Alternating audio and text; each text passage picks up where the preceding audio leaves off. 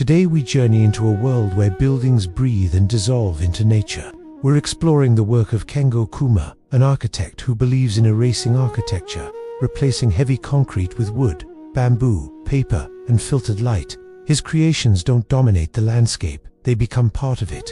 Our journey begins in the quiet forests of Japan. Imagine standing beneath a floating wooden cloud. This is the Yasuhara Wooden Bridge Museum. It's formed from thousands of small wooden sticks, joined together without any metal fasteners. The design is inspired by chidori, a traditional Japanese toy made from interlocking sticks. Soft daylight filters through this intricate lattice. There are no harsh shadows here, only layers upon layers of gentle brightness. It feels less like a building and more like a forest canopy suspended right above you. Kuma replaces solid walls with permeable space, making the boundary between inside and outside almost disappear. Let's pause for a moment. Picture the sunlight moving slowly across the warm wood grain. Feel the quiet of this space. Now, we drift to another mountain village, to the Yasuhara Community Market. This building stretches across a road like a wooden bridge, connecting to hillsides. It looks so natural, so integrated into the rural town, as if it has always been there, a timeless part of the scenery. Inside, massive beams of cedar overlap in a beautiful, rhythmic repetition. As you walk through the museum, it feels like you're moving through the ribs of a giant, ancient wooden ship. Kuma often uses this kind of repetition to calm the mind. These patterns have a way of slowing your breathing, quieting your thoughts, and bringing a sense of peace. You walk slowly along a timber corridor, suspended above a peaceful town, completely absorbed in the moment. Even a simple coffee shop can become a sanctuary. Let's visit a Starbucks in Fukuoka, designed by Kuma. Thousands of wooden sticks burst forward from the entrance, looking like roots growing in reverse, pulling you inside.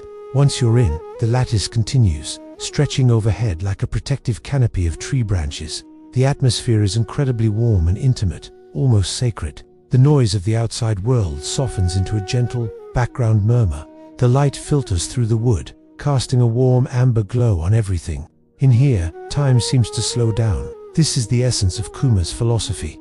Architecture becomes a gentle experience rather than just a static object to be looked at. It's about how a space makes you feel, how it connects you to your surroundings, and how it can bring a moment of tranquility to your day. And as this journey comes to a close, just imagine the scent of cedar wood lingering quietly in the air, a final, gentle whisper from these incredible spaces. Thank you for joining me on this exploration. If you enjoyed this, please like and subscribe for more journeys into the world of design.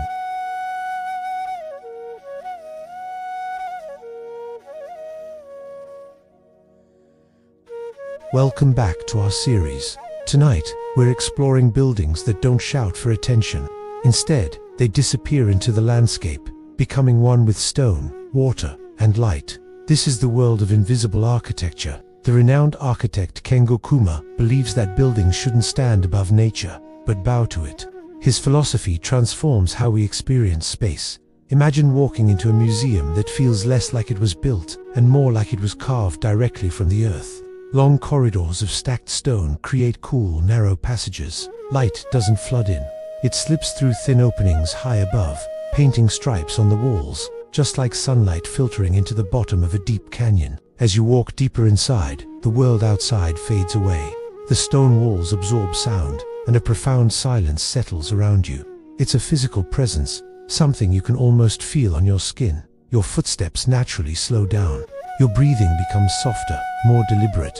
The building, though modern, feels ancient, timeless. In this quiet, you feel a sense of being grounded, connected to something solid and enduring. It's an architecture that doesn't just house art, it calms the mind. Now, let's shift our focus from the solidity of stone to the fluidity of water. Picture the ocean at dusk, the sky painted in soft gradients of orange and purple.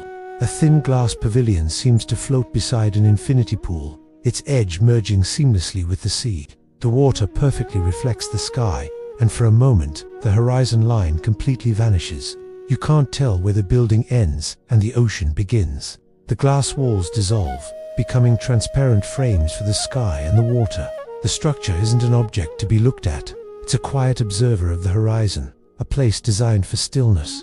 As you sit there, the only sound is the slow, rhythmic breathing of the waves. It's a meditative experience where architecture helps you listen to the pulse of the planet. This harmony between structure and nature can take many forms. Consider a museum divided by a canal of seawater that flows directly through its center. The building is split into two halves, connected by elegant, minimalist bridges. To move from one gallery to another, you must cross over the water. As you walk, you see the shimmering surface below, reflecting the changing light. The building no longer feels like a static container. It feels like a harbor, a place of quiet arrival and departure. The gentle movement of the water casts dancing reflections of clouds onto the ceilings, making you aware of the passage of time. Here, time doesn't tick by on a clock, it drifts with the tide. This is architecture that doesn't just shelter us from the elements, but invites them in, creating spaces that are alive, breathing, and constantly changing with the world around them. In these buildings, the line between inside and outside blurs. Architecture becomes a gentle mediator between us and the natural world. It encourages us to slow down, to look closer, and to listen more deeply. By humbling itself before stone and water, it elevates our own experience, reminding us that we are part of a much larger landscape. It's a powerful lesson in how design can shape not just our environment, but our state of mind. Thank you for joining me on this journey. If you found this inspiring, please like, subscribe, and join us for the next episode.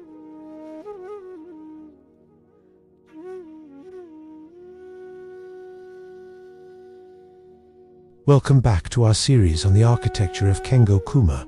In our final episode, we're exploring how he brings a sense of calm to the world's busiest cities.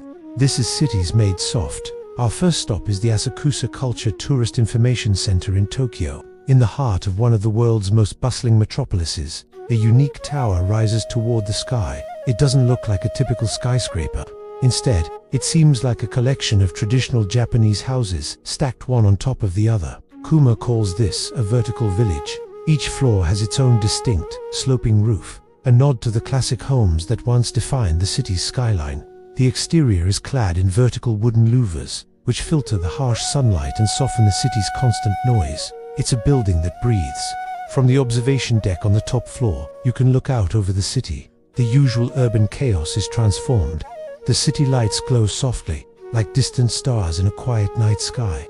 It's a moment of peace, created intentionally through design. Next, we travel to Scotland, to the city of Dundee, where the V&A Museum stands on the edge of the River Tay.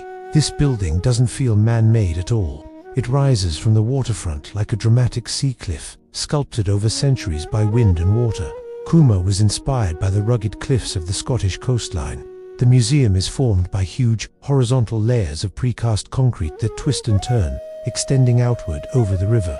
These layers mimic geological strata, giving the impression that the building was shaped by the very waves that lap at its foundation.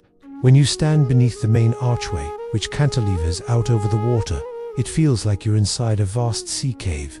The sounds of the city seem to fade away, replaced by the gentle movement of the river beside you. The architecture connects you not to the urban grid, but to the natural history of the land itself. Our journey ends back in Tokyo, at the Japan National Stadium.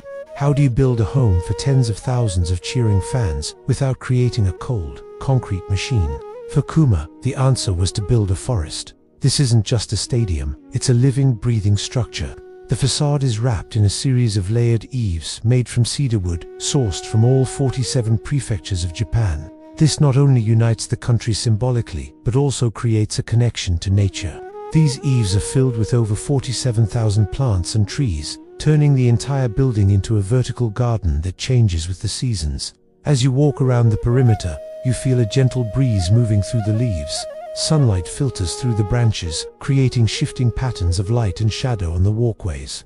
A stadium becomes a park, and as evening falls and the stadium lights begin to dim, the massive structure doesn't loom over the city. Instead, the architecture seems to recede, melting back into the nature from which it was born. Through these incredible projects, Kengo Kuma shows us that our cities don't have to be hard, loud, or overwhelming.